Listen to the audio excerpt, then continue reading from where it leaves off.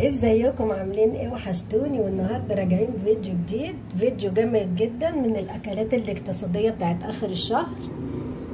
عملت هنا هوت بصاره من اكلات الزمن الجميل، تحفه جدا واكله جميله وموفره. عملت بتنجان مقلي وفلفل مقلي. تعالوا يلا بقى نشوف الوصفه الجميله ديت. انا من عشاق الاكله دي.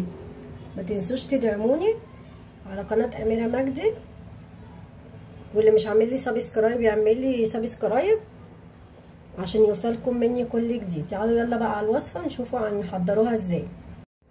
انا جبت ربع اللي هو الفول المدشوش دوت وغسلته ونقعته لمده ساعتين، وهنزل في الحله. بعد كده جبت كزبره خضراء وفصين توم ونزلت في الحله، غسلتها ونقعتها في ميه بخل وسبت كده شويه على جنب.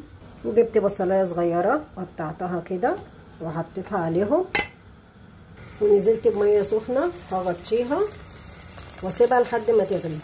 بعد كده جبت بصلايه قطعتها جوانح بالشكل ده، هنزل برشه ملح ورشه دقيق، دعكتهم كده مع بعض وفككت كده كل البصل من بعضه كده بالشكل ده. قطعيه رفيع على قد ما تقدري.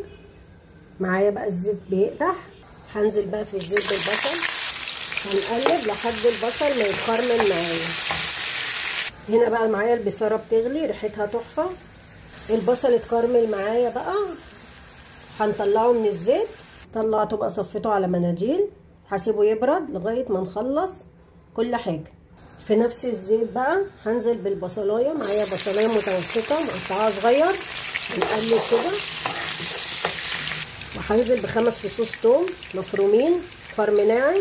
هنزل برشه كزبره ناعمه على الريحه وعلى الجمال. بسم الله ما شاء الله، ريحتها تحفه ولا اروع من كده. كنت شايله هنا كده حبه كزبره خضر كده، هنزل عليهم عشان تعزز لونها كده وتبقى خضره جدا معايا. هنقلب بقى، ريحتها تحفه جدا. اكلات الزمن الجميل. قولوا لي بقى، اكتبوا لي في الكومنتات مين بيحب الاكله دي. البصاره هنا بقى اتسلقت معايا كده، استوت خلاص. هنطفي عليها ونضربها بقى ايه، نسيبها تبرد. لو خلاط او كبه او هاند بلندر زي ما تحبي اللي عندك استخدميه. هنطفي بقى عليها ونسيبها تبرد. بعد بقى ما طفيت عليها كده بالهاند بلندر كده بقى ايه، ونفرمها لغايه ما تبقى ناعمه معايا. بس خلي بالك عشان